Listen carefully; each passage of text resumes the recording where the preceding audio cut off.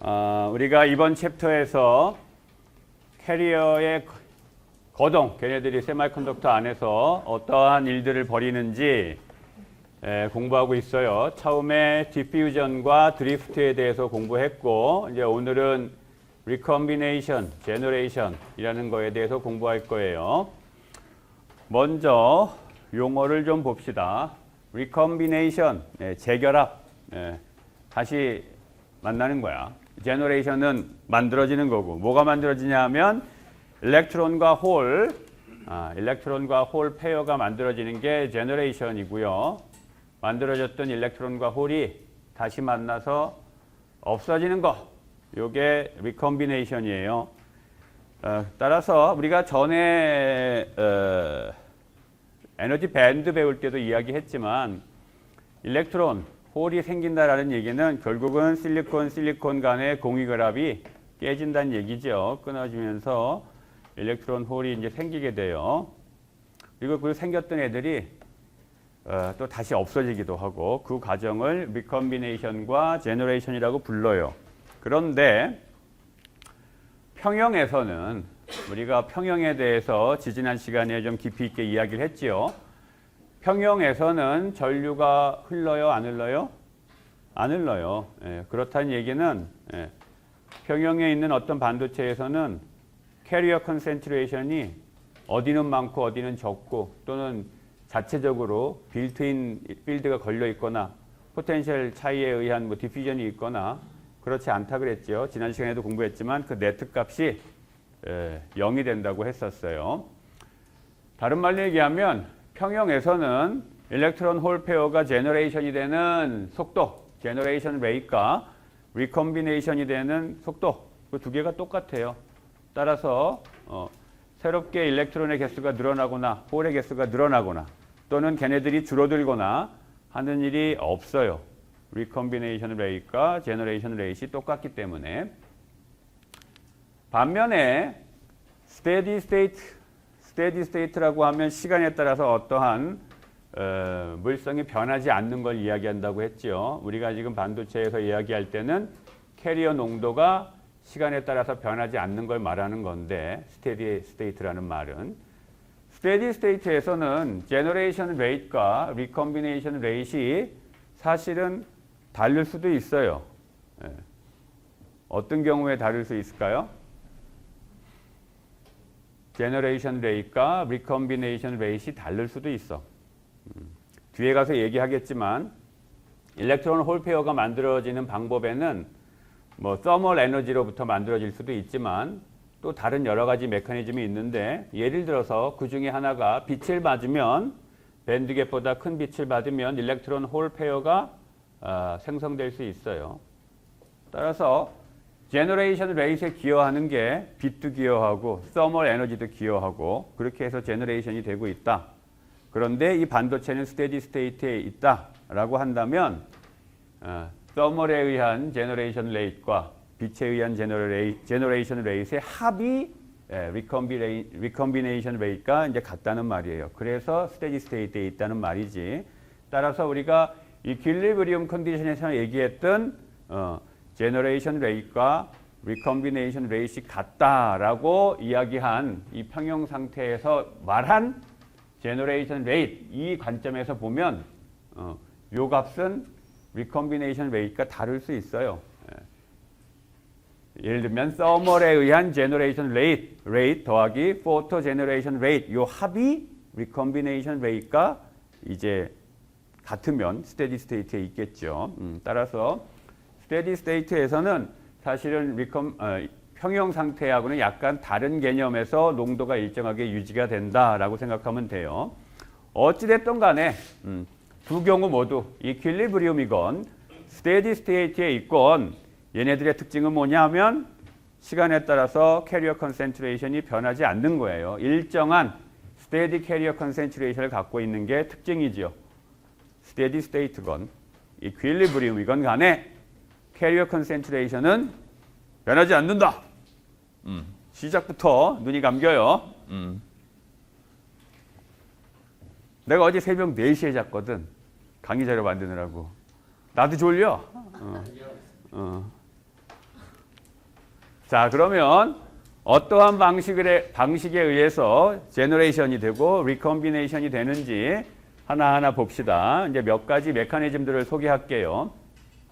제일 간단한 게 소위 말해서 밴드 투 밴드 리컴비네이션 또는 밴드 투 밴드 제너레이션이에요. 먼저 밴드 투 밴드 리컴비네이션이라는 건 뭐냐 하면 여기에 일렉트론이 있고 여기 홀이 있는데 일렉트론이 이제 결합이 끊어지면서 공결합이 끊어지면서 여기 전자가 올라가고 여기 홀이 있죠. 그런데 얘가 다시 이제 밑으로 내려오는 거예요. 그래서 홀하고 만나서 사라지는 거야. 이 에너지 갭을 다시 원래 집으로 돌아오는 거예요. 가출했다가. 이게 밴드 투 밴드 리컴비네이션이에요. 그러면 요거하고 요거하고의 에너지 차이만큼 다시 말하면 대충 이 그림 같은 경우에는 밴드 갭 정도의 에너지인데 그 정도의 에너지가 어찌됐건 방출돼야 되겠죠. 왜냐하면 에너지가 보존이 돼야 되기 때문에 그 에너지가 어디 소멸되는 게 아니고 어디론가 방출돼야 될 거예요. 그 방출되는 에너지가 대부분 어떠한 형식으로 방출되냐 하면 빛의 형태로 방출돼요. 포톤의 형태로. 빛을 다른 말로 우리가 포톤이라고 부르죠. 양자역학적 관점에서 보면 빛은 파동임과 동시에 아주 작은 입자로 생각할 수 있기 때문에 질량이 없는 입자로 생각할 수 있기 때문에 그런 관점에서 볼 때는 포톤이라고 불러요. 일반적인 광학에서는 그냥 빛이라고 부르지만 이거하고 반대 프로세스가 바로 밴드 투 밴드 제너레이션이에요. 우리가 일렉트론 홀 페어가 처음에 우리가 에너지 밴드 공부할 때 상온에서의 그 서멀 에너지 갖고도 확률적으로 이거를 뛰어넘는 애들이 존재한다라고 했어요. 상온에서 갖고 있는 서멀 에너지는 평균값은 굉장히 작지만 걔네들이 분포상으로 보면 어떤 애는 굉장히 큰 에너지를 비교적 큰 에너지를 가질 수 있기 때문에 그런 이상하게 큰 에너지를 갖고 있는 전자들은 이걸 뛰어넘을 수 있다고 했죠. 그래서 서멀 에너지에 의해서도 올라갈 수 있고 또는 여기에서처럼 우리가 빛을 공급해주면 요거를 뛰어넘을 수가 있어요. 얼마나 큰 빛을 공급해줘야 되냐 하면 그 공급해준 쪼여준 빛의 파장이 이 밴드 갭보다 같거나 큰 그런 정도의 빛을 쪼여둬야 돼요. 그러면 실리콘 같은 경우에는 밴드 갭이 1.12 일렉트론 볼트니까 1.12 일렉트론 볼트를 극복하려면 어느 정도의 빛을 쪼여줘야 되죠. 파장으로 봤을 때 나노미터 스케일로 표현된 파장으로 보면 우리가 쪼여줘야 되는 빛은 화공재료 시간에 공부했지만 1240 나누기 1.12 일렉트론 볼트 한 그 정도의 값. 뒤에 그 이퀘이션 다시 나와요. 내가 지금 말로 얘기했지만 뒤에 가서 다시 얘기할게요. 어찌됐건 빛에 의해서건 서멀 에너지에 의해서건 이 밴드 갭을 극복할 수 있는 에너지가 공급되면 밴드 투 밴드 트랜지션에 의한 캐리어 제너레이션이 가능해요. 이거를 밴드 투 밴드 제너레이션이라고 불러요. 그래서 에너지 공급원은 서멀이 될 수도 있고 빛이 될 수도 있고 특별히 빛에 의해서 일어날 때 그거를 포토 제너레이션이라고 불러요. 자, 이게 가장 단순한 메커니즘이고 이런 방법만 있느냐? 그렇지가 않아요. 자, 이 그림을 보면 우리가 여지껏 봤던 밴드 다이어그램과는 좀 다르죠. 그지? 여기 컨덕션 밴드 엣지, 밸런스 밴드 엣지가 있고 그 중간에 뭐 점선이 하나 거의 있으면서 ET 이렇게 돼 있어요. ET 외계인인가? 웬 ET? 요거 상당히 반응이 느리네. 우리 와이프하고 딸이 그런 썰렁한 농담 하지 말라고 그러더라고. 그래도 웃네. 네. ET 이건 뭐냐면 반도체는 아주 순도가 높다 그랬었죠. 우리가 통상적으로 소자를 만드는 반도체는 굉장히 순도가 높아요. 그래서 99.9999 해갖고 9가 9개짜리 99 퓨리티를 갖고 있다고 했어요. 그런데 의도적으로 캐리어 타입을 조절하기 위해서 의도적으로 임퓨리티를 집어넣기도 하죠. 그 의도적으로 집어넣는 임퓨리티를 도펀트라고 부르는 거죠.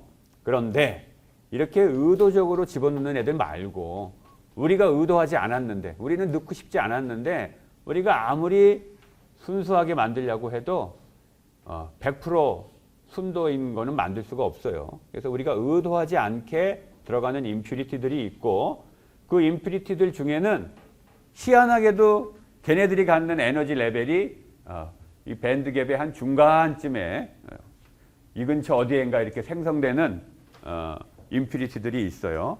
그래서 이거는 임퓨리티 또는 뭐 그 실리콘 레티스에 있는 디펙트일 수도 있고 의도하지 않게 들어간 임퓨리티 또는 실리콘 레티스에 있는 디펙트 이런 애들이 만드는 에너지 레벨이에요. 여기서 T라고 첨자를 쓴 거는 트랩이라는 단어에서 온 거예요. 일종의 에너지 트랩이야. 여기에 일렉트론이나 홀이 머무를 수가 있기 때문에 ET라고 표현한 거예요. 그래서 반도체에 이렇게 이런 에너지 레벨이 존재하게 되면 우리가 이거를 RG 센터라고 쓸 거예요. 여기 RG는 Recombination Generation 그 약자예요. RG 센터 역할을 해요. 얘네들이 무슨 역할을 하냐 하면 원래 그 밴드 투 밴드 리컴비네이션에서는 위에 있던 전자가 밑으로 뚝 떨어지는 거였죠. 그렇게 될 수도 있지만 만약에 여기에 ET라는 에너지 레벨이 존재하게 되면 RG 센터가 존재하게 되면 이 RG 센터로 전자가 내려오고 홀이 올라가고 그래서 여기에서 만나갖고 일렉트론 홀이 사라지는 일이 벌어질 수가 있어요. 이 트랩을 매개로 해서 또는 뭐 이렇게 해석을 해도 좋고 이렇게 해석해도 좋아요. 전자가 여기 내려왔다가 한 번 더 내려가서 홀을 만난다. 이렇게 생각해도 좋고 뭐 어느 경우도 마찬가지예요. 이 RG 센터를 매개로 해서 마치 사다리 타고 올라가고 내려가고 하듯이 그런 방식에 의해서 일렉트론 홀 페어가 사라지는 일이 벌어져요. 요걸 갖다가 RG 프로세스, RG 센터 리컴비네이션 제너레이션이라고 불러요. 자, 여기서 얘기하는 RG 센터라는 거는 내가 이야기했듯이 실리콘 레티스에 있는 디펙트일 수도 있고 또는 우리가 의도하지 않게 들어간 불순물 예를 들면 실리콘 안에 골드 애톰이 있다. 아주 소량의 골드 애톰이 있다. 그러면 이 골드 애톰이 갖는 에너지 레벨이 대충 이 중간 어디엔가 있어요. 여기 ET는 RG 센터의 에너지 레벨을 의미하는 거고 밴드 갭의 한 중간 근처에 있다. 그 다음에 이렇게 RG 센터 리컴비네이션 또는 RG 센터 이제 제너레이션 여기서 얘기할 건데 RG 센터 제너레이션 이런 걸 갖다가 인다이렉트 리컴비네이션 또는 인다이렉트 제너레이션이라고 불러요. 왜냐하면 다이렉트화로 밴드 투 밴드 트랜지션이 일어나는 게 아니기 때문에 RG 센터를 매개로 해서 제너레이션 되거나 소멸되기 때문에 지금 내가 리컴비네이션만 설명했는데 제너레이션도 마찬가지예요. 여기서 전자가 한꺼번에 올라가는 게 아니고 계단 밟고 올라간다. 그래서 여기 홀 생기고 전자가 생긴다. 라는 거야. 이게 RG 센터 제너레이션이에요. 리컴비네이션 제너레이션인데 이 RG 센터 리컴비네이션 제너레이션을 인다이렉트 리컴비네이션 제너레이션이라고도 부르고 이때 제너레이션이 될 때 필요한 거는 서멀 에너지, 대개의 경우 서멀 에너지예요. 왜냐하면 밴드 갭의 중간쯤에 있기 때문에 실리콘 같은 경우에 이게 대충 1.12의 절반 정도 될 테니까 1.12만 돼도 상온에서 올라가는 애들이 있는데 그 절반밖에 안 되면 얼마나 올라가기 쉽겠어요. 2계단 올라가기는 어렵지만 여기 발판 하나 놓으면 올라가기 쉽죠. 그런 거야. 그 다음에 여기서 내려갈 때도 이 에너지가 방출돼야 되는데 빛으로 나오기보다는 많은 경우 서멀 에너지, 서멀 에너지로 방출이 돼요. 서멀 에너지로 방출이 된다는 것은 전자가 갖고 있던 에너지를 실리콘 격자에다가 준다는 거예요. 그래서 실리콘 격자의 진동이 전자한테서 전자의 에너지, 카이네틱 에너지를 받아서 그 에너지가 실리콘 격자에 공급이 된다는 말이에요. 지난 시간에 카이네틱 에너지, 포텐셜 에너지 이야기를 했었죠. 포텐셜 에너지가 여기까지고 이게 카이네틱 에너지나 이만큼이 사실은 카이네틱 에너지 역할을 하는 거죠. 요거보다 위에 올라가야지 카이네틱 에너지지. 여기까지가 포텐셜 에너지고 미안해요. 여기까지가 포텐셜 에너지고 요게 위로 올라가 있어야 카이네틱 에너지가 있는 거지. 자, 그 다음에 RG 센터 얘기를 좀 더 하면 그래서 예를 들면 여기 골드, 커퍼, 뭐 망간, 크롬, 철 이런 원자들이 실리콘에 박혀 있다. 임퓨리티로. 나는 의도하지 않았는데 아무리 정제를 해도 저런 애들이 들어갈 수가 있어요. 그러면 걔네들이 만드는 에너지 레벨이 골드 같으면 이쯤에 있고 이쯤에 있고 뭐 이렇게 있대. 이런 에너지 레벨을 이걸 이제 트랩이라고 부른다고도 했죠. 아까 이런 걸 딥 트랩 또는 딥 레벨이라고 불러요. 딥 트랩이라고 불러. 그 깊다라는 의미가 컨덕션 밴드 엣지로부터 안으로 깊이 들어가 있잖아. 그런 의미로. 페르미 레벨은 상당히 요 근처에 가 있죠. 컨덕션 밴드 엣지. 그다음에 밸런스 밴드 엣지 측면에서 봐도 P-타입 같은 경우에 페르미 레벨이 여기 있을 텐데 그거보다 훨씬 깊은 쪽에 에너지 레벨들이 존재하죠. 그래서 이런 걸 이제 딥 트랩이라고 깊은 트랩이다 이렇게도 불러요. 그래서 실리콘 같은 경우에 리컴비네이션 프로세스는 사실은 대부분 이 RG 센터 리컴비네이션이에요. 대부분. 전자가 올라갔다가 떨어질 때 얘네들이 직접적으로 밴드 투 밴드 리컴비네이션이 일어나기보다는 이 RG 센터 리컴비네이션이 일어나요. 그 이유는 뒤에서 다시 설명할게요. 자, 그 다음에 지금 이제 두 가지 다이렉트 트랜지션 이야기를 했고 두 번째로 RG 센터를 매개로 하는 그 리컴비네이션 제너레이션 이야기를 했고 한 가지 더 이야기하면 리컴비네이션에 대해서는 OJ 리컴비네이션이라는 게 있고 또 제너레이션에 대해서는 그 임팩트 아이오나이제이션이라는 게 있어요. 임팩트 아이오나이제이션이라는 게 일어나게 되면 캐리어가 생성될 수가 있어요. 먼저 OJ 프로세스부터 봅시다. 이거 읽을 때 오거, 아우거, 아우저 뭐 이런 거 아니에요. OJ야. 이게 사람 이름이에요. OJ. 이 OJ라는 말은 사실은 우리가 물리화학 투 시간에도 얘기했어요. 스펙트로스코피 방법 중에 엑스레이 포토 일렉트론 스펙트로스코피 설명할 때 OJ 스펙트로스코피 얘기도 했었어. 뭐 까먹었어도 좋아요. 다시 얘기하면 이 OJ 프로세스라는 건 뭐냐면 이 전자가 밴드 투 밴드 트랜지션을 하는 거야. 그래서 밴드 투 밴드 리컴비네이션을 통해서 홀하고 만나서 이제 사라져요. 얘는. 그런데 이 에너지가 원래는 빛으로 나오지, 그죠? 근데 빛으로 나오는 게 아니고 지가 갖고 있던 에너지를 옆에 있는 멀쩡한 애한테 줘요. 그럼 얘가 갑자기 흥분해가지고 휙 에너지가 높아지겠지. 그랬다가 그 지가 이제 높아진 에너지를 열로 레티스에다가 이제 방출하면서 다시 흥분을 가라앉히는 이런 프로세스를 OJ 프로세스라고 불러요. 그래서 OJ 리컴비네이션이라는 거는 이 전자는 밴드 투 밴드 리컴비네이션을 하지만 그 남는 에너지를 방출해야 되는 에너지를 빛으로 내보내는 게 아니고 옆에 있는 전자 괜히 흥분시켰다가 이렇게 내려가게 하는 주변에 나쁜 친구 있으면 이렇게 되죠. 자기는 가출했다가 집에 돌아가면서 괜히 옆에 있는 친구 흥분시켜가지고 그지? 나쁜 친구를 사귀면 안 돼요. 그런 나쁜 친구가 있을 때 벌어지는 프로세스가 OJ 리컴비네이션이에요. 이거하고 반대의 프로세스가 임팩트 아이오나이제이션인데 이건 이제 그 얘기하기에 앞서서 이 OJ 프로세스는 주로 언제 일어나냐 하면 캐리어 컨센트레이션이 높을 때, 이 그림 갖고 얘기하면 일렉트론 컨센트레이션이 높을 때 일어날 수 있겠죠. 왜? 얘가 지가 갖고 있던 에너지를 얘한테 줘야 돼. 주려면 어떻게 해야 되는 거야? 충돌을 해서 줘야 될 거 아니야. 그죠? 전자하고 전자가 충돌하려면 주변에 전자가 많아야 되겠죠. 그래서 캐리어 컨센트레이션이 높을 때 이 OJ 리컴비네이션이 일어날 수가 있어요. 캐리어 컨센트레이션이 낮을 때는 이건 거의 무시해도 돼요. 이 프로세스는. 자, 이거의 이제 반대 개념의 프로세스가 소위 말해서 임팩트 아이오나이제이션에 의한 일렉트론 홀 페어 제너레이션이에요. 임팩트 아이오나이제이션이라는 건 뭐냐면 일렉트릭 필드가 많이 걸려 있게 되면, 자, 먼저 지난 시간에도 공부했지만 우리가 이게 전자 관점에서 그린 에너지 밴드 다이어그램인데 이게 휘어 있죠. 예.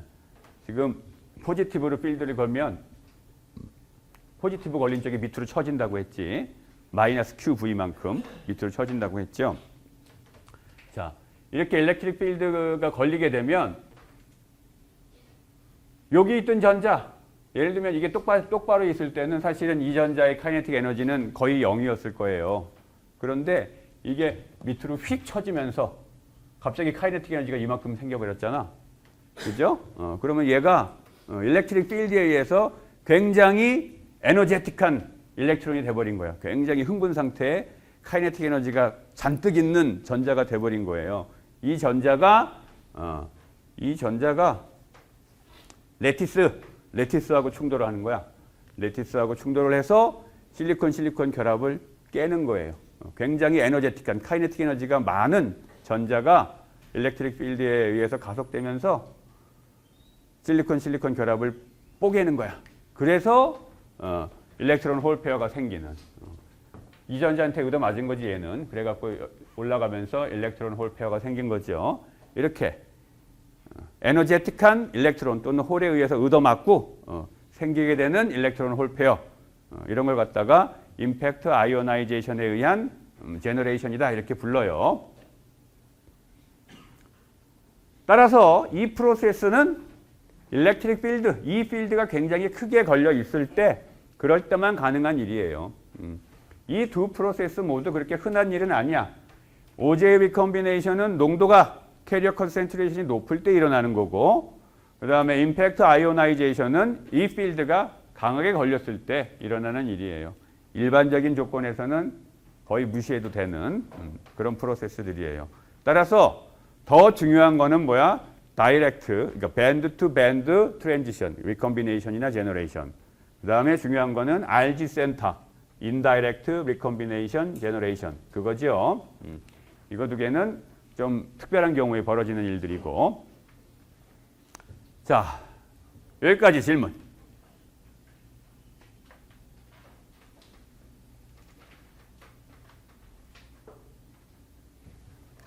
그러면 이제 좀 더 가봅시다.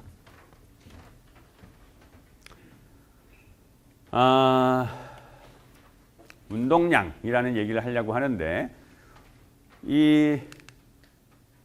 우리가 통상 이렇게 에너지 밴드를 그릴 때 이쪽 축이 뭐였어? 포지션 X였고 이쪽 축이 에너지였었죠. 일렉트론의 토탈 에너지.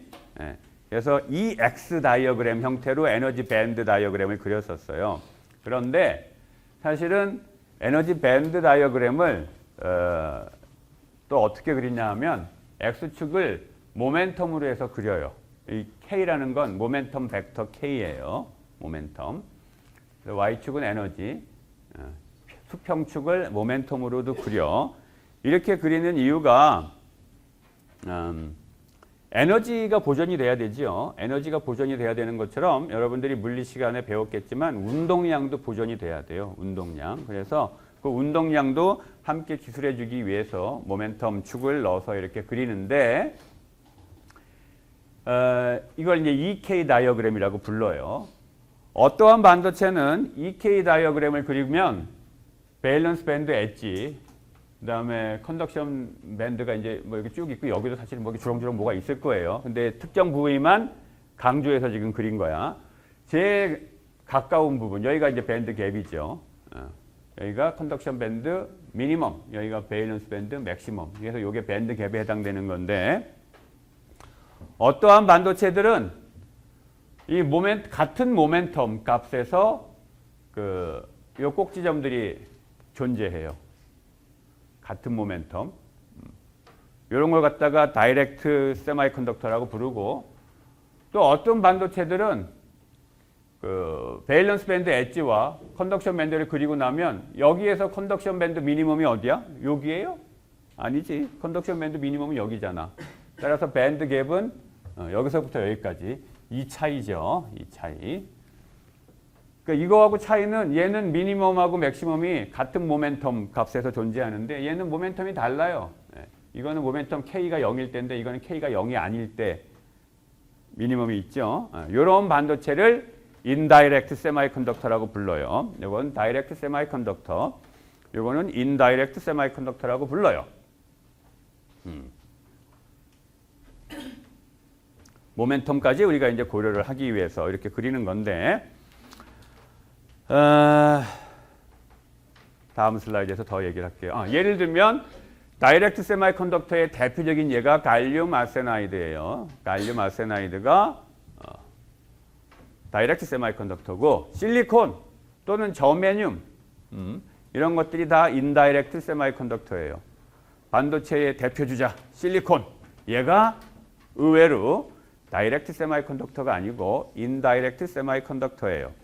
그럼 이 두 개의 차이가 어떠한 결과를 유발하는지 다음 슬라이드에서 봅시다. 먼저 다이렉트 세마이컨덕터를 봅시다. 어떤 식으로든 하여간 제너레이션이 돼갖고 여기는 홀이 있고 여기는 일렉트론이 있다고 칩시다. 그러면 이 일렉트론이 이제 밑으로 내려오면서 리콤비네이션이 되면, 아까 밴드 투 밴드 리콤비네이션 되면서 뭐가 나온다 그랬어요? 빛이 나온다 그랬죠? 얘는 빛이 잘 나와요. 별 무리 없이. 왜 그러냐 하면 여기에서 일로 내려오면서 요 차이에 해당하는 에너지가 빛으로 방출되죠. 따라서 에너지가 특별히 소멸되지 않았지. 에너지가 보존되고 있죠. 그 다음에 모멘텀은 어때요? 여기나 여기나 모멘텀 어차피 K값은 0이었어. 모멘텀도 안 변했어요. 그렇죠? 그래서 에너지도 보존되고 모멘텀도 보존되고 있어요. 특히 이 빛을 내면서 이렇게 그 리콤비네이션 되는 이런 반도체가 이제 다이렉트 세마이컨덕터인데, 다이렉트 세마이컨덕터의 특징이에요. 이게 리콤비네이션이 다이렉트 밴드 투 밴드 리콤비네이션이 일어날 때 빛이 나온다라는 게 다이렉트 세마이컨덕터의 이제 특징인데, 기본적으로 빛을 우리가 포톤이라고 생각을 할 때 포톤은 질량이 없는 입자예요. 따라서 얘가 그 갖고 있는 모멘텀이라는 건 굉장히 무시할 수 있을 정도의 양이기 때문에 여기에서 일로 내려오면서 포톤이 나오지만 그 포톤이 나오는 거로 인한 모멘텀 변화, 그거는 없다고 볼 수 있어요. 따라서 모멘텀은 유지가 되고 있지, 보존이 되고 있어요. 따라서 이 다이렉트 세마이컨덕터에서의 리콤비네이션 프로세스는 우리가 그림으로 그린다면 이렇게 버티컬하게 일어나는 거예요. 뚝 떨어지는 거예요, 그냥. 반면에 인다이렉트 세마이컨덕터를 봅시다. 인다이렉트 세마이컨덕터는 홀이 여기 있으면 일렉트론들은 여기 있어요. 여기 있어. 이게 여기서 일로 뚝 떨어지면 어떻게 돼? 여기에서 일로 뚝 떨어지면 여기 뭔가 에너지 레벨이 있어야 될 거 아니야. 없어요. 여기 있어. 따라서 이렇게 떨어져야 돼. 이렇게. 그지? 유일한 방법은 얘가 레터럴하게, 수평하게 모멘텀을 해소하고, 지가 갖고 있던 모멘텀을 해소하고, 그 다음에 빛을 내면서 밑으로 떨어지는 이런 방법밖에 없어요. 이게 인다이렉트 세마이컨덕터고, 여기에서 얘가 갖고 있던 모멘텀을 해소해야 된다고 했잖아. 이 컨덕션 밴드에서 얘가 전자가 갖고 있던 모멘텀을 어디엔가로 전달해주고 자기는 모멘텀이 0이 돼갖고 밑으로 떨어져야 돼, 이제. 그렇죠? 어디다 전달하냐 하면 결국은 레티스에다가 전달을 해요, 레티스. 그러면 레티스가 애초에 살살살살 떨고 있다가 전자들이 밑으로 내려가기 위해서 모멘텀을 이제 레티스에다 주면 레티스는 더 많이 이렇게 움직이게 돼요. 이 레티스 바이브레이션 퀀텀, 레티스 바이브레이션 퀀텀을 그 양자역학에서는 포논이라고 불러요. 그냥 포논이라는 거는 레티스 바이브레이션이다라고 생각하면 돼요. 레티스, 격자가 통째로 바이브레이션 하는 이 현상을 양자역학적으로 계산하다 보면 마치 질량을 갖고 있는 뭐 입자의 거동처럼 해석이 돼요. 그래서 이거를 포논, 끝에가 온 이렇게 되면 입자라는 뜻이거든. 포논이라고 불러요. 근데 그냥 여러분들은 포논 그러면 마음에 와닿지가 않으니까 그냥 레티스 바이브레이션을 의미한다 이렇게 생각하면 돼요. 어찌됐건 이 포논은 우리가 퀀텀처럼, 포톤처럼 질량을 무시할 수 있을 정도가 아니에요. 레티스의 바이브레이션이기 때문에. 따라서 레티스에다가 운동량을 전달을 해서 K 값을 0으로 만든 다음에 이렇게 떨어지게 돼요. 따라서 호라이전탈 프로세스고 이렇게 바로 그냥 뚝 떨어지지 못하죠. 이렇게 그려질 수가 있고, 이 이유 때문에 인다이렉트 세마이컨덕터에서는 사실은 들뜬 전자가 밑으로 다시 내려오면서 리콤비네이션 될 때 현실적으로는 빛을 관찰하기가 힘들어요. 빛을 관찰하기가. 주로 실리콘과 같은 인다이렉트 세마이컨덕터에서 밴드 투 밴드 리콤비네이션은 굉장히 무시할 만해요. 이 밴드 투 밴드 리콤비네이션 이렇게 떨어지는 이거는 굉장히 느려요. 왜? 모멘텀을 레티스에다 다 해소하고 나서 그 다음에 떨어져야 되기 때문에 느린 프로세스일 거 아니야. 그거에 비해서 앞에서 공부한 RG 센터를 이용한 RG 센터 리콤비네이션이 훨씬 빠르기 때문에 실제로 실리콘 같은 인다이렉트 세마이컨덕터에서 리콤비네이션은 이런 식으로 일어나는 게 아니고 RG 센터 리콤비네이션으로 일어나게 되고, 그 프로세스는 힛을 방출하는 거라고 했잖아. 서멀 에너지를. 그렇죠. 그래서 빛이 관찰이 안 돼요. 빛이. 내가 지금 여기에서는 이렇게 내려오면서 빛이 관찰되고, 실리콘에서는 현실적으로 RG 센터 리콤비네이션을 하기 때문에 빛이 관찰이 안 된다라고 이야기를 했는데, 이게 다이렉트 세마이컨덕터와 인다이렉트 세마이컨덕터의 또 다른 큰 차이예요. 여러분들도 아마 하나씩은 다 갖고 있을 텐데, 안 나오네요. 나오네요. 자, 이거 레이저 다이오드라는 거예요. 레이저 다이오드. 이게 뭐냐면 뭐 화합물 반도체를 썼어요. 이거 만들 때도, 이 레이저 다이오드 만들 때도 바로 이거 왜 안 꺼지냐? 야, 네, 급기야. 네, 이렇게 꺼야 되나? 네, 껐어요. 여기에서 떨어지는 이 빛, 그거예요. 지금 여기에 있는 물질이 내가 뭔지는 모르겠다만 요놈의 파장이 아마 530 나노미터 근처일 거예요. 그거에 해당하는 에너지 밴드 갭을 갖고 있는 반도체를 쓴 거고, 그 빛이 지금 나오는 거예요. 실제로 요게 밴드 투 밴드 트랜지션을 할 때 우리가 그 현상을 이용해서 이렇게 레이저 다이오드 또는 포토 다이오드 이런 걸 만드는 거예요. 하지만 실리콘 같은 거 가지고는 만들기가 쉽지 않아요. 왜냐하면 이 프로세스가 원체 느려요. RG 센터 리콤비네이션에 비해서. 따라서 빛을 관찰하기가 어려워요. 그래서 실리콘 갖고 그 레이저 다이오드 이런 거 안 만들어요.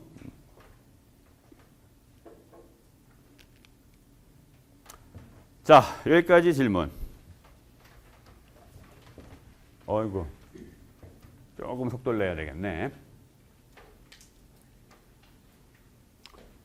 다음은 앞에서 잠깐 얘기한 포토 제너레이션 얘기를 좀 더 해봅시다.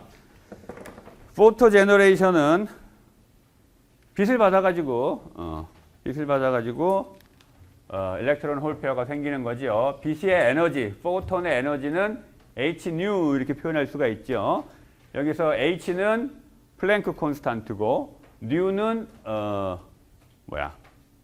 프리퀀시지, 빛의 프리퀀시. 그래서 h nu 이걸 갖다가 빛의 에너지, 이거는 h new인데 이건데 이거는 이렇게도 표현할 수가 있죠. 어찌됐건 프리퀀시 또는 파장을 가지고 우리가 포톤의 에너지를 표현을 하는데, 그때 프리퀀시가 충분히 크거나 또는 파장이 충분히 작으면 프리퀀시가 클수록 또는 파장이 짧을수록 에너지가 커지는 거죠. 프리퀀시는 크고 파장은 짧아야 돼. 여기서 C는 빛의 속도, 그거죠. 자, 그래서 밴드 갭보다 큰 에너지를 공급해주면 실리콘 사이의 결합이 깨지면서 홀과 일렉트론이 생기게 되는 거지. 그래서 너무 큰 에너지가 공급됐으면 이 여분의 에너지는 아마 레티스에 열로 전달될 거예요. 딱 맞게 공급했으면 여기 딱 올라갈 거고. 하여간 밴드 갭보다 큰 에너지를 공급해주면 이렇게 밴드 투 밴드 트랜지션이 일어나면서 제너레이션이 되는 거예요. 자, 그런데 우리가 이런 반도체가 있는데 이 뭐 실리콘이라고 칩시다. 빛을 쪼여줘요 지금. 그러면 이 빛이 어느 정도의 깊이까지 투과가 될까? 침투할까? 이게 좀 궁금하죠. 우리가 지금 빛을 받으면 일렉트론 홀 페어가 생성된다고 했는데 결국은 포톤이 들어간 깊이만큼만 일렉트론 홀 페어가 생길 거잖아. 이 아래쪽 여기까지 빛이 못 들어갔다. 그러면 일렉트론 홀 페어는 위쪽에만 잔뜩 생기고 밑에는 안 생길 거예요. 그렇지? 얼마나 깊이 들어가는지 생각해 보려고 그래요. 이 내용도 화공제로 시간에 옵티컬 프로퍼티 이야기할 때 했던 얘기들인데 뭐 또 합시다. 자, 이런 식에 의해서 표현돼요. 익스포넨셜 펑션으로. 여기가 I0라는 게 입사광의 세기, 인시던트 라이트의 세기, 인텐시티 그걸 얘기하는 거고. 그다음에 X는 포지션이에요. 따라서 빛을 이렇게 쪼여주고 있다 그러면 여기가 0, 밑으로 이제 X 값이 점점 커지는 거야. 여기가 X가 0, 밑으로 갈수록 X 값이 커지는 이런 상황이에요. 그래서 X까지 커질수록 그 입사광의 초기 빛의 세기가 점점 약해진다 이거야. 왜 약해져? 그 물질이 흡수하니까. 그 물질이 얼마나 빛을 흡수하느냐 하는 걸 나타내는 게 바로 이 알파예요. 요게 absorption coefficient라는 거죠. 그래서 알파 값이 크면 클수록 어때? 더 빠르게 빛의 세기가 줄어들게 되고 알파 값이 작으면 알파 값이 아주 작으면 어떻게 되겠어? 빛이 여기에서 도달하는 빛이나 여기에 도달하는 빛이나 빛의 세기가 차이가 없겠죠. 알파 값이 무지하게 작으면 알파 값이 무지하게 작으면 이게 0이 돼버리니까 1이 돼버리고 I나 I0나 똑같이 돼버리잖아. 그러면 어느 깊이건 간에 빛의 세기는 다 똑같이 돼버리겠죠. 그래서 이 알파 값이라는 게 absorption coefficient예요. 자, 이 알파 absorption coefficient는 재료마다 달라요. 재료마다. 어떤 재료는 크고 어떤 재료는 작고 이 값이. 그 다음에 똑같은 재료라고 하더라도 예를 들면 똑같은 실리콘이라고 하더라도 쪼여주는 빛의 파장에 따라서 달라요. 알파 값이. 알파는 absorption coefficient는 람다의 함수예요. 파장 또는 프리퀀시의 함수예요. 굉장히 심하게 의존해요. 그런데 여러분들이 여기서 한 가지 주의할 거는 알파분의 1이 뭐의 디멘전을 갖고 있어요? 거리의 디멘전을 갖고 있어요. 어떻게 알아? 익스포넨셜 지수 텀은 단위가 있으면 안 되지. 그렇지? 요게 거리의 단위를 갖고 있으니까 알파분의 1은 마찬가지로 거리의 단위를 갖고 있어야 되겠죠. 그래야 이게 단위가 없어지니까. 예. 따라서 알파분의 1, absorption coefficient의 역수에 해당되는 게 뭘 의미하냐 하면 평균적으로 그 파장의 빛이 얼마나 침투하느냐, average penetration depth를 의미해요. 평균적으로 얼마나 침투하느냐. 따라서 알파 값이 크면 아까 뭐라 그랬어? 그 빛을 많이 흡수하는 거라겠죠. 그러면 많이 흡수할수록 알파분의 1은 작아. 다시 말하면 많이 흡수할수록 빛은 이 표면 쪽에서 다 흡수돼 버리고 밑에는 전달이 안 된다는 얘기야. 그죠? 그다음에 거꾸로 알파 값이 무지하게 작아. 그러면 알파분의 1은 크지요. 굉장히 큰 값이 돼. 그래서 어떤 경우에는 내가 갖고 있는 실리콘 웨이퍼의 두께보다도 알파분의 1 값이 더 클 수도 있어요. 그러면 뭐란 얘기야? 그 빛은 이 표면 쪽이나 이 바닥 쪽이나 도달하는 빛의 세기가 다 똑같다는 말이죠. 그래서 예를 들어서 쪼여진 빛의 에너지가 밴드 갭에 해당될 때는 많은 경우 알파 값은 굉장히 작아요. 알파 값이 작고 따라서 알파분의 1은 굉장히 커. 평균적으로 침투하는 깊이는 굉장히 깊어요. 어느 정도로 깊으냐 하면 실리콘 같은 경우에 쪼여주는 빛이 1.12 일렉트론 볼트라면 그때 침투하는 깊이가 1cm 이렇게 돼. 근데 실리콘 웨이퍼 만들어 봐야 보통 600 마이크로나 뭐 800 마이크로 이 정도밖에 안 돼요, 두께가.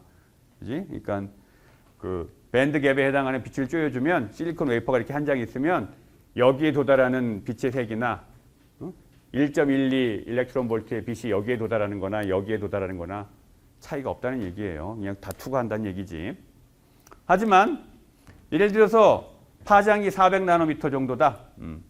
400나노미터 정도면 한 3일렉트론 볼트 정도 될 텐데 3일렉트론 볼트 정도의 빛을 쪼여주게 되면 알파 값이 이렇게나 커져요. 10의 5승 이렇게 돼. 따라서 이거의 역수는 10의 마이너스 7승 미터죠. 그지? 그러니까 뭐 수백 나노미터 이렇게 돼버린단 말이야. 따라서 이 정도의 빛을 쪼여주게 되면 쪼여진 빛은 나노미터 수준의 그 침투만 하고 그 다음에는 밑에는 전달이 안 된다는 얘기죠. 이렇게 돼버려요. 자, 내가 방금 얘기한 거를 그림으로 다시 얘기하면 아까 얘기한 요식 이게 지금 반도체를 이제 이렇게 놓은 거예요. 여기에 빛이 들어가고 들어갈 때 빛 I 재료 나올 때 빛을 뭐 IT라고 합시다. 두께 T를 지나서 나오는 빛. 그거는 요식에 의하면 이렇게 되는 거지. 그지? 이렇게 표현할 수 있겠지. 여기서 나오는 빛은 뭐가 결정해? 그 세기는 뭐 두께가 똑같다고 한다면 그걸 결정하는 건 알파예요. 알파 값. 근데 이 알파 값은 뭐에 의존한다? 재료마다 달라지기도 하지만 더 중요한 거는 같은 재료이더라도 파장에 따라서 엄청 달라져요. 실제 데이터를 봅시다. 이게 실제 데이터예요. 알파 값이고 업소럽션 코에피션트고 이게 파장이에요. 실리콘만 봅시다. 뭐 주렁주렁 다른 게 많이 있지만 이게 실리콘인데 요거 밴드갭이 1.12 밴드갭 근처일 때 어때요? 업소럽션 코에피션트 값이 작지요. 네, 굉장히 작아요. 그런데 밴드갭이 작아지니까 밴드갭이란다. 그 빛의 파장이 작아지니까 어떻게 돼요? 업소럽션 코에피션트가 엄청 커지죠. 가시광선이 어디야? 400나노미터, 800나노미터 이 정도란 말이에요. 그러니까 가시광선 영역에서 뭐 1000 이상 막 이렇게 돼버려. 그렇죠? 그래서 가시광선 빛을 실리콘 웨이퍼가 가시광선을 맞으면 그 빛은 밑으로 깊이 들어가는 게 아니고 표면적 어느 아주 얇은 두께 안에서 다 흡수돼 버리고 만다 이 말이에요. 자, 아까 내가 얘기한 게 요식이에요. 요식은 어떻게 계산된 거냐 하면 요거 갖고 계산한 거야. 요거 람다 분의 H하고 C 계산하면 여기가 1240이 나와요. 그래서 람다를 나노미터로 빛의 파장을 나노미터로 표현했을 때 나눠주면 여기 일렉트론 볼트가 나오는 거야. 반대로 여기가 람다면 여기가 에너지고, 그죠? 그러니까 1240을 일렉트론 볼트로 나누면 람다 값, 나노미터로 되어 있는 람다 값이 나오는 거고 1240을 람다로 나눠주면 일렉트론 볼트가 나오는 거예요. 따라서 실리콘 아까 1.12 일렉트론 볼트라고 했죠. 1240 나누기 1.12 하면 얼마 되겠어? 대충 뭐 1000나노미터 근처 얼마일 거 아니야. 그렇죠? 1000나노미터면 뭐예요? IR이에요, IR. 그지? IR. 인프라레드. 빨간색 빛보다 바깥쪽에 있는 파장 긴 놈들. IR. IR. 따라서 가시광선을 쏴주면 다 흡수하는 거죠. 그거보다 파장이 짧으니까 에너지가 더 크기 때문에 실리콘은 다 흡수해. 그래서 실리콘이 색깔이 거무튀튀한 그런 색깔을 띠고 있죠. 다 흡수하기 때문에.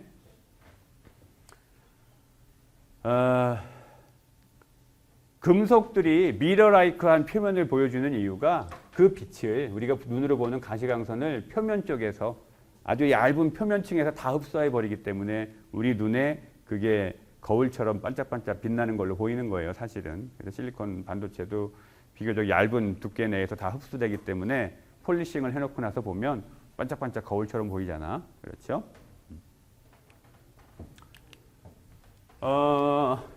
자, 지금 우리가 하고 싶은 얘기는 뭐였냐면 포토 제너레이션이에요. 이거 설명하기 위해서 지금 반도체가 빛을 얼마나 흡수하는지 지금 이 얘기 한참 했는데, 자, 포토 제너레이션은 어떻게 일어난다 그랬어요? 빛이 뭐야? 포톤이죠. 포톤이 실리콘과 실리콘 사이에 공유결합으로 구속되어 있는 공유결합하고 있는 그 전자들, 베일런스 일렉트론들을 꽝 때리면 포톤에 의해서 얻어맞고 튀어나오는 거야. 그래서 일렉트론 홀 페어가 생기는 거죠. 그래서 포톤 하나가 일렉트론 홀 페어 한 개를 만드는 거예요. 따라서 내가 던져준 포톤의 에너지가 실리콘의 밴드갭보다 큰 에너지를 가지고 포톤이 날아가. 그리고 내가 한 개를 던지면 일렉트론 홀 페어가 한 개 생기고 포톤의 인텐시티를 높여줘. 인텐시티를 높인다는 거는 포톤을 여러 개 던진다는 거야. 여러 개 던져주면 일렉트론 홀 페어가 여러 개 생기겠죠. 따라서 결국은 빛을 쪼여줘서 밴드 투 밴드 트랜지션이 일어나면서 일렉트론 홀 페어가 생긴다고 했는데 빛을 쪼여주면 그러면 시간에 따라서 일렉트론의 농도가 증가할 거잖아. 그렇죠? 빛을 쪼여줬을 때 시간에 따라서 일렉트론의 농도가 증가할 거예요. 이거는 일렉트론이 생기면 홀도 똑같이 생기기 때문에 시간에 따른 홀의 농도의 변화하고 같아야 되겠지. 그렇죠? 같아야 될 거고. 그 다음에 아까 뭐라 그랬어? 포톤 하나가 일렉트론 홀 페어 하나씩 만든다고 했죠? 따라서 이 GL이라는 게 뭐냐면 포토 제너레이션 레이트예요. 포토 제너레이션 레이트. 포토 제너레이션 레이트가 이건 같아야 될 거예요. 그래서 포토 제너레이션 레이트는 앞에서 얘기한 i는 i0 익스포넨셜 마이너스 알파 x 이거를 마치 양변을 온도랜다. 시간 t로 나눠준 거 그거라고 생각하면 돼요.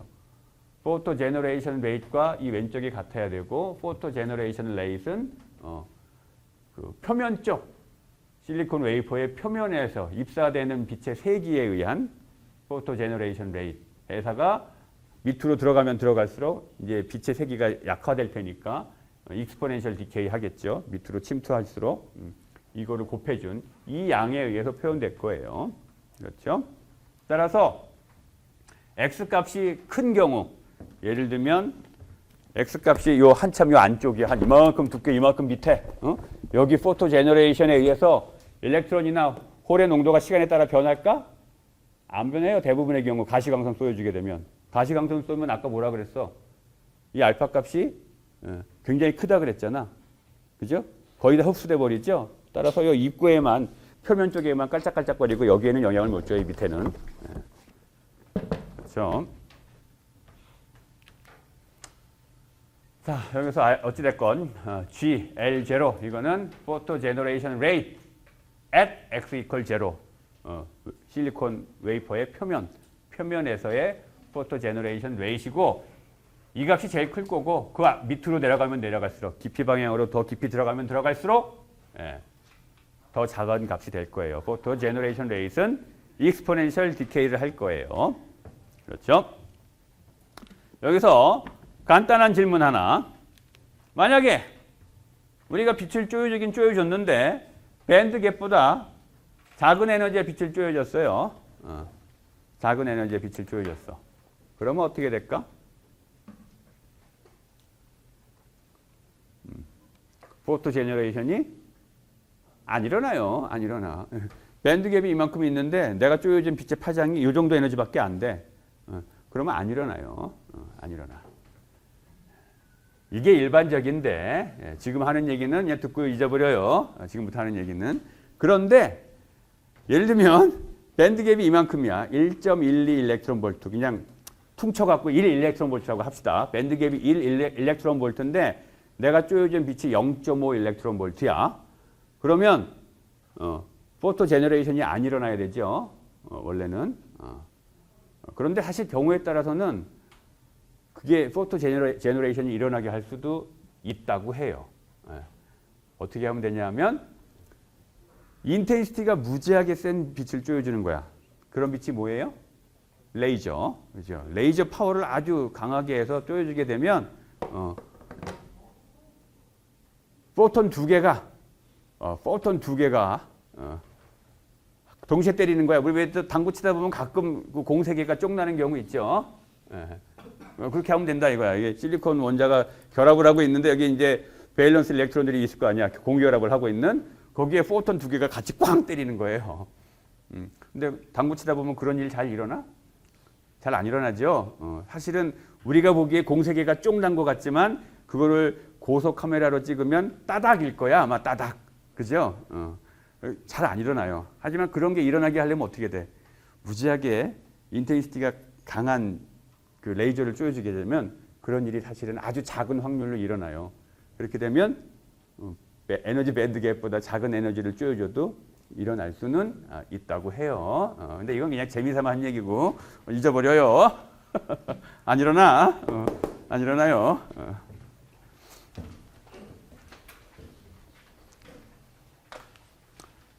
자, 그러면 이제 토픽을 바꿔서 아까 중요하다고 했던 RG 센터에 의한 리컴비네이션과 제너레이션에 대해서 좀 수치적으로 생각을 해봅시다. 수식을 좀 만들어 보려고 그래요. RG 센터 리컴비네이션 제너레이션은 아까 인다이렉트 리컴비네이션 제너레이션이라고 한다고 했죠. 그리고 그때 관여되는 게 서멀 에너지였었어. 자, 우리가 N0, P0 이거는 평형 상태의 전자와 홀의 농도예요. 그렇죠? 평형 상태. 그리고 N하고 P 이렇게 쓰면 그냥 일반적인 전자와 홀의 농도. 굳이 평형이라는 딱지가 안 붙어 있을 때 평형이어도 상관없고 평형 아니어도 상관없고 일반적인 경우 요거는 시간에 따라서 변할 수가 있죠. 일반적으로는. 그지? 스테디 스테이트나 평형이 아니라면 시간에 따라서 이 값은 변할 수 있을 거예요. 자, 그런데 우리가 어떠한 짓거리를 해. 예를 들면 빛을 쪼여주는 것 같은 어떠한 짓거리를 하면 평형 상태의 농도의 전자의 농도에 비해서 그 시간 t에서 전자의 농도가 더 커지거나 작아질 수 있을 거예요. 일반적으로 더 커지는 게 이야기하기 쉬우니까 커지는 상황을 갖고 얘기할게요. 평형 상태의 전자의 농도보다 커진 정도를 델타 N, 평형 상태의 홀의 농도보다 홀의 농도가 더 커진 상태를 델타 P라고 표현합시다. 따라서 이 델타 N은 excess electron concentration이고 델타 P는 excess hole concentration이에요. 그렇죠? 그런데 델타 N이 만약에 마이너스다 그럼 뭘 의미하는 거야? 우리가 어떤 짓거리를 했더니 평형 상태보다 전자의 농도가 낮아졌다라는 걸 얘기하는 거예요. 델타 N는 excess electron concentration이지만 그 값이 마이너스가 나왔다는 얘기는 평형 상태보다 일렉트론의 농도가 부족하다 이런 걸 의미해요. 꼭 플러스만 일 필요는 없어요. 얘기한 것처럼 델타 N, 델타 P는 양의 값일 수도 있고 음의 값일 수도 있어. 근데 이제 얘기하는 건 익세스 상태가 더 편하니까 우리가 이 값이 더 크다고 그냥 머릿속으로는 생각해요. 일단은 N0보다 N이 크다. 그래서 델타 N은 excess electron concentration, 델타 P는 excess hole concentration이에요. 오케이? 요렇게 평형 상태를 깨버리는 요런 나쁜 짓. 요걸 퍼터베이션, 교란시킨다고 하죠. 섭동, 뭐 하여간 어려운 한자말로도 표현을 하던데, 하여간 나쁜 짓이에요. 평형을 깨버리는 나쁜 짓을 해서 이제 이런 일이 벌어진 거예요. 예를 들면 빛을 쬐어주는 것 같은. 그리고 단위 부피당 RG 센터의 개수, 요걸 NT라고 합시다. 통상적으로 이 RG 센터의 개수는 그렇게 크지 않을 거예요. 이거는 우리가 열심히 노력을 해서 정제를 해도 어쩔 수 없이 들어가 있는 불순물의 개수이기 때문에 그렇죠? 그렇게 높지 않을 거야. 도펀트는 어때요? 우리가 의도적으로 막 15승, 막 16승, 17승 이렇게 도핑하잖아. 근데 얘는 그렇지 않아요. 그렇게 크진 않아. 자, 이건 이제 그 심벌에 대한 설명이고 지금부터의 이야기는 소위 말해서 로우 레벨 인젝션 상황을 가정할 거예요. 로우 레벨 인젝션이라는 건 뭐냐 하면 나쁜 짓을 하긴 했는데 살짝만 나쁜 짓 했다. 퍼터베이션을 일으키긴 했는데 살짝만 퍼터베이션을 일으켜가지고 머저리티 캐리어의 농도는 크게 변하지 않았다라는 거예요. 머저리티 캐리어의 농도는 크게 변하지 않았어. 그러면 뭐가 크게 변했겠어? 마이너리티 캐리어의 농도가 크게 변한 이런 상황. 예를 들면 이거예요, 바로. N타입 반도체. N타입 반도체라는 건 뭐야? 전자가 득실거리고 홀은 조금 있는 거죠. 예를 들면 10의 15승, 포스포러스가 10의 15승 도핑된 N타입 반도체면 일렉트론의 농도, 평형 상태에서 일렉트론 농도는 몇 개예요?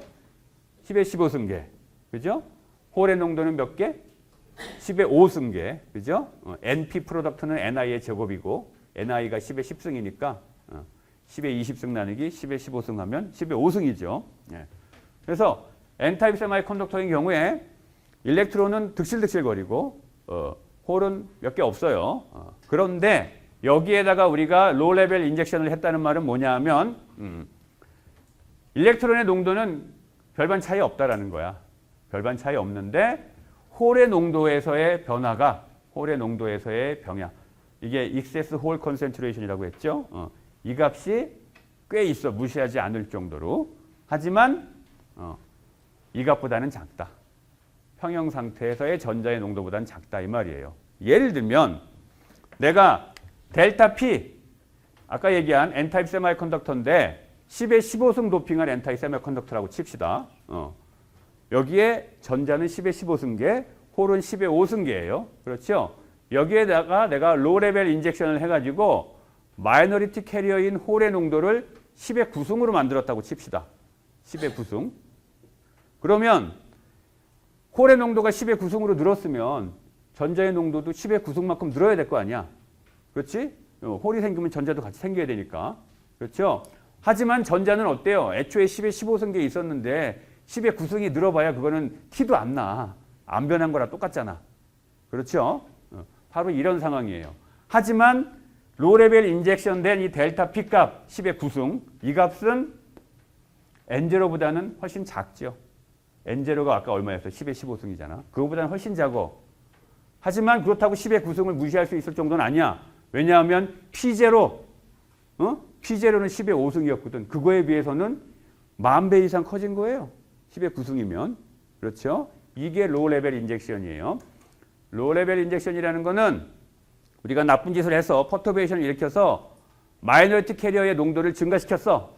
그런데 그 증가된 정도가 마이너리티 캐리어 입장에서는 무시하지 못할 정도의 양이지만 머저리티 캐리어인 일렉트론 관점에서는 간에 기별도 안 오는 그런 상황. 이게 로우 레벨 인젝션이에요. 홀에 대해서 얘기하면 반대로 이렇게 소식으로 표현할 수가 있고. 자, 이런 상황 하에서 우리가 RG 센터 리컴비네이션을 한번 생각해 봅시다. 로우 레벨 인젝션의 의미니까 여러분들이 다시 한번 곱씹어서 생각해 봐요. 예를 들어서 N타입인데 도핑 10의 15승이고 로우 레벨 인젝션을 했을 때 델타 P가 10의 9승이다 라고 하면 각각의 숫자들이 어떻게 되는지 실제로 여러분들이 숫자 가지고 생각을 해봐요. 그러면 여기에 있는 이 심벌들이 이 수식들이 의미하는 바를 이제 알 수 있을 테니까. 자, 아까 얘기한 그 나쁜 짓을 했어요. 로우 레벨 인젝션. 익세스 홀을 만들기 위해서, 익세스 홀을 인젝션하기 위해서 우리가 뭐 빛을 쪼여주든 하여간 어떤 짓거리를 해서 마이너리티 캐리어인 홀의 농도가 N타입 세마이컨덕터, 이거 지금 N타입 세마이컨덕터인데 늘어났어요.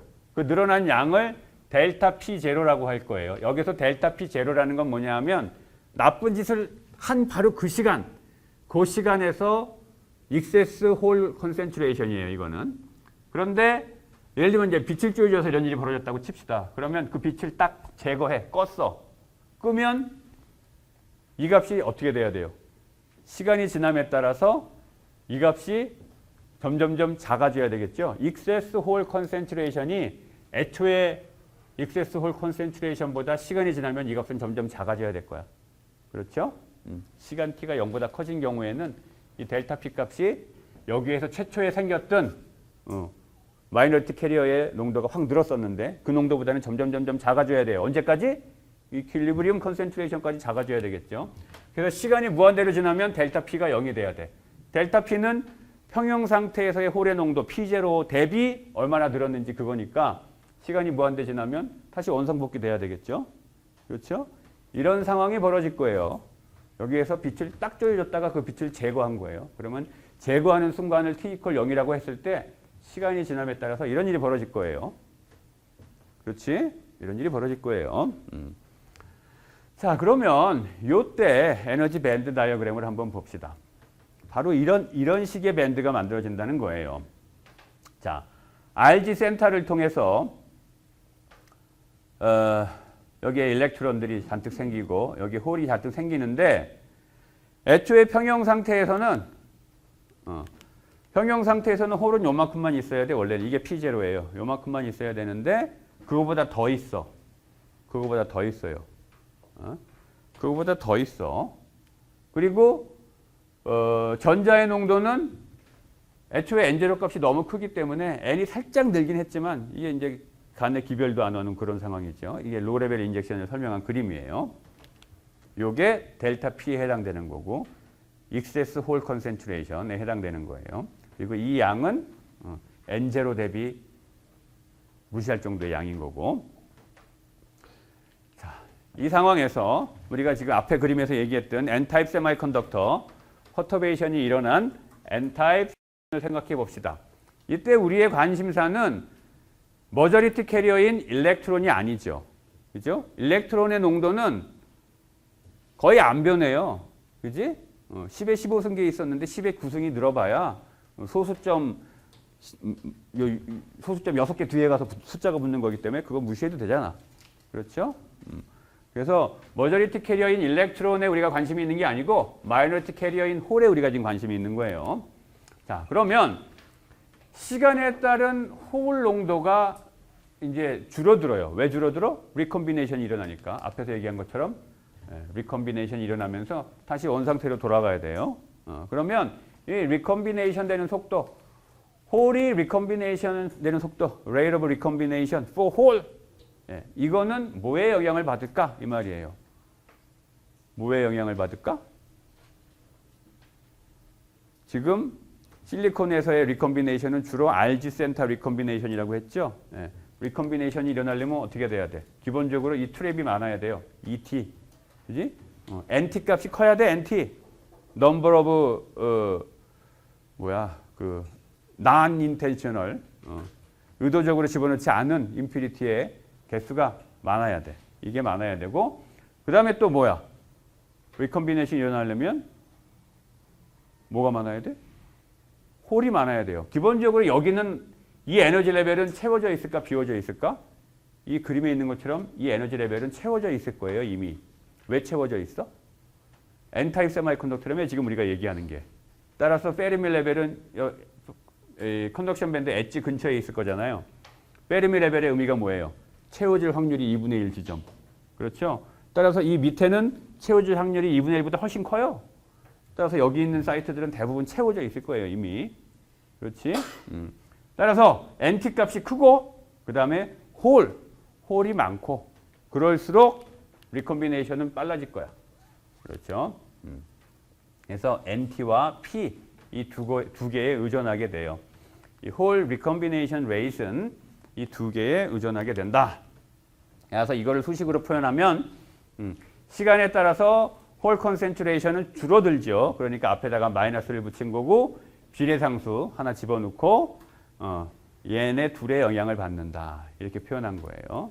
이게 퍼터베이션이 일어난 다음에 시간에 따라서 홀 컨센트레이션이 줄어드는 양상을 표현한 식이에요. 자, 그러면 이거는 리컴비네이션이고 그러면 이게 리컴비네이션 일어나는 동안 그럼 제너레이션은 하나도 안 일어나고 걔네들은 다 차렷하고 있나? 아니에요. 제너레이션도 계속 일어나고 있어요. 얼마큼 일어날까? 제너레이션은. 홀 제너레이션 레이트는 얼마큼 일어나냐 하면 평형 상태에서 홀 제너레이션 되던 그 속도만큼 계속 일어나겠죠. 그렇죠?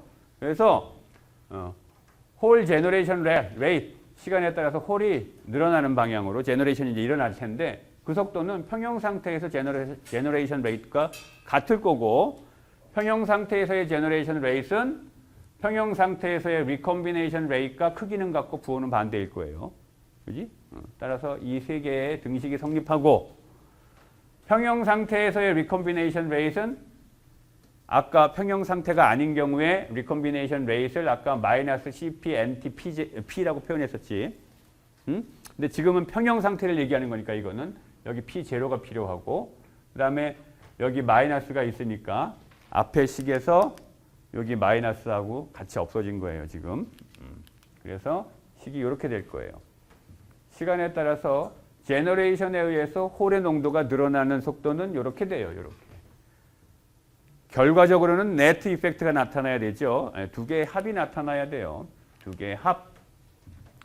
요 속도와 요 속도의 합. 그게 indirect thermal RG center recombination에 의해서 그러니까 그 RG center interaction에 의해서 recombination과 제너레이션이 다 일어나고 있을 텐데 그 네트 이펙트로 벌어지는 홀의 농도 변화는 식이 이렇게 되겠지. 공통인수 묶어내면 식이 이렇게 되고 이게 바로 뭐예요? 델타 P. 그렇죠? excess 홀 concentration이죠. 그래서 식이 이렇게 된 거예요. 식이 이렇게 된 거야. excess 홀 concentration이 크면 클수록 퍼터베이션에 의해서 델타 P가 확 커지면 커질수록 빨리 홀의 농도가 줄어들게 된다. 얼룩 평형 상태로 다시 돌아가게 된다라는 거예요. 마이너스니까. 그렇죠? 그리고 트랩이 많으면 많을수록 그지? 트랩이 많으면 많을수록 그런 일이 벌어진다. 비슷한 논의를 똑같이 P타입에 대해서도 하면 식이 이렇게 돼요. 똑같은 식이야. 다만 여기 델타 N, 비례상수 CN 이게 들어갔을 뿐이에요. 수식은 똑같아. 여기에서 우리가 아까 비례상수로 집어넣은 CP, CN 요거를 그냥 비례상수라고 얘기했는데 이거를 뭐라고 부르냐면 캡처 코에피션트라고 불러요. 캡처 코에피션트. 이 값이 크면 클수록 뭐예요? 리콤비네이션이 잘 일어나는 거지. 그죠? 잘 일어나는 거야.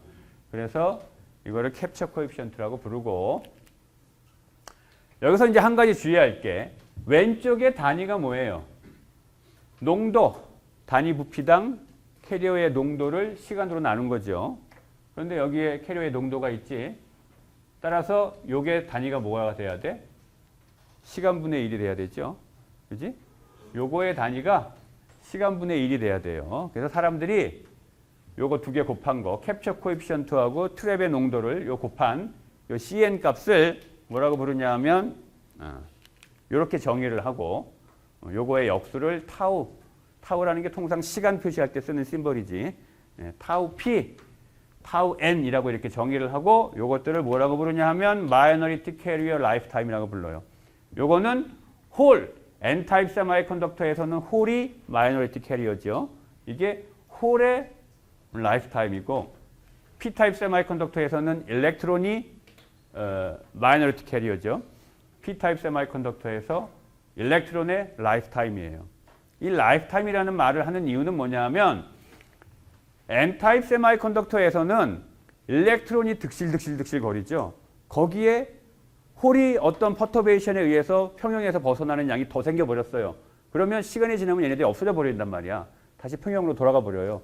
얼마나 얘네들이 버틸 수 있냐 이 말이에요. 일렉트론이 득실거리는 데서 홀이 삐죽하고 더 생겼을 때 얘네들이 얼마나 버티고 살아남을 수 있느냐 그 시간을 얘기해요. 평균적으로 얘네들이 버틸 수 있는 시간. 여기에 아주 머저리티 캐리어의 바다에 풍덩 빠져 있는 마이너리티 캐리어들이 버틸 수 있는 생존할 수 있는 시간. 너무 가슴 아프다 이거 좀. 왜 이런 표현이 나와가지고 이 세월호 전국에 가슴 아프게. 이게 마이너리티 캐리어 라이프 타임이에요. 자, 근데 요 식에서 요 식에서 DN을 우리가 이렇게 바꿔볼 수도 있어요. 앞에서 델타 N이 N-N0, 델타 P가 P-P0였었죠. 양변을 미분하면 어떻게 돼? D 델타 N은 DN, 이건 없어지지. D 델타 P는 DP, 이건 없어지죠. 그렇죠? 그렇지. 그래서 요 식에서 요 부분을 라운드 T분의 라운드 N이 아니고 라운드 델타 N 이렇게 써도 상관없겠지. 이렇게. 여기도 델타 P 이렇게. 그래서 뭐 앞에 있던 식이든 이 식이든 다 마찬가지 식이에요. 퍼터베이션에 의해서 N타입 반도체에 홀이 갑자기 확 많아지게 되면 얘네들은 시간이 지나면 줄어들어요. 근데 그 줄어드는 양상은 요 식, 이게 무슨 식이야? 미분방정식. 그죠? 요 미분방정식의 해를 알면, 솔루션을 알면 우리가 시간에 따라서 excess carrier concentration이 어떻게 변화해 나가는지 알 수 있게 되겠죠. 자, 지금 여기서 얘기하는 타우 값, 이거는 굉장히 중요해요. 반도체에서 중요한 파라미터가 반도체 시뮬레이션을 할 때 꼭 들어가는 파라미터들이 모빌리티, 디퓨전 코에피션트, 이게 모빌리티는 뭐야? 드리프트를 설명하는 거고 디퓨전 코에피션트는 디퓨전을 설명하는 거죠. 디퓨전 커런트, 드리프트 커런트 이런 얘기 했잖아. 마찬가지로 이 리콤비네이션 제너레이션을 우리가 이해하려면 거기에 들어가야 되는 파라미터가 이 타우 값이에요. 마이너리티 캐리어 라이프타임. 이 중요한 값이고 이 값은 뭐에 의존하냐 하면 뭐에 의존해요? 여기 보면. 아까 이게 뭐에 의해서 구했어? 캡처 코에피션트에다가 트랩의 농도 분의 1이었었지. 따라서 트랩이 많으면 많을수록 어떻게 돼? 타우 값은 작아지는 거지. 라이프 타임이 짧아져요. 그래서 똑같은 재료라고 하더라도 결정성이 좋고 인피니티가 없으면 어때? 결정성이 좋다는 건 뭐야? 레티스 디펙트가 없다는 거고 인피니티가 좋다는 거는 그 인피니티가 없다는 거니까 NT 값이 작아진다는 거잖아. 그죠? NT 값이 작아지면 NT가 분모에 있으니까 타우를 표현할 때 타우 값은 커지게 되겠지. 그죠? 그래서 라이프 타임이 길어지죠. 그래서 반도체를 잘 만들면 라이프 타임이 길어지고 적당히 나쁘게 만들면 라이프 타임이 짧아져요. 마이너리티 캐리어 라이프 타임이. 그래서 이게 이제 얘기한 대로 실리콘 같은 경우에 어떻게 만들었냐 이 퀄리티에 따라서 이 타우 값이 나노세크에서 밀리세크까지 크게 변해요. 나노세크에서 밀리세크까지. 그다음에 이제 마지막 슬라이드가 요거에 대한 솔루션을 한번 생각해 봅시다. 우리가 N타입 세미컨덕터에다가 빛을 쪼였다가 그럼 홀이 생겼겠죠. 익세스의 홀이. 빛을 딱 제거해. 그럼 그 홀 농도가 점점 줄어들 거예요. 어떤 식으로 줄어드는지 생각을 하려면 뭘 풀어야 돼? 이 미분 방정식을 풀어야 되는 거죠. 그런데 이건 미분 방정식 중에도 제일 쉬운 거지. 왜 제일 쉬워? 어떤 함수를 미분을 했더니 시간에 대해서 그 결과가 뭐야? 다시 지가 나온 거잖아. 그지? 미분했는데 다시 자기가 나오는 함수 뭐 있어요? 익스포넨셜 함수. 예. 그래서 이거의 솔루션은 이거예요. 이거. 앞에 마이너스 타우분의 1이 있어야 되니까 마이너스 타우분의 그게 t 앞에 들어가 있는 거지. 그렇죠? 이게 솔루션이에요. 다른 말로 얘기하면 이거를 그림을 그리면 이렇게 되지. 시간이 지남에 따라서 빛을 딱 뚫어줬을 때 생긴 델타 P라고 하는 익세스 홀 컨센트레이션은 시간이 지나면 익스포넨셜 디케이를 하면서 어디로 가? 점점 줄어들어서 나중에는 이 값이 0으로 가야 되겠죠. 그렇게 된다는 말이에요. 시간이 지나면. 그래서 요 실험을 하게 되면 우리가 뭘 구할 수 있겠어요? 뭘 구할 수 있겠어요? 타우 값을 구할 수 있겠죠.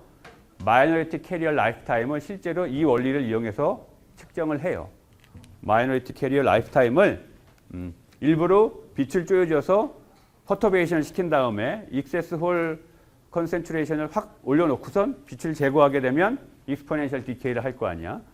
이 실험을 해서 우리가 이 타우 값을 구하게 되고 그 관련된 실험을 어떻게 하느냐라는 얘기도 책에 있는데 그거는 뺐어요 그냥. 여러분들이 관심이 있으면 요 섹션을 읽어보면 뭐 쉽게 이해할 수 있어요. 자, 다음 시간에는 이제 마지막으로 우리가 이번 챕터에서 드리프트, 디퓨전, 리콤비네이션, 제너레이션 이 세 가지 이제 다 했는데 마지막으로 이큐에이션 오브 스테이트 얘기를 할 거예요. 상태 방정식. 기체 상태 방정식 말고 일렉트론 홀 컨센트레이션에 대한 상태 방정식 그 얘기를 할 거예요. 자, 여기까지 합시다.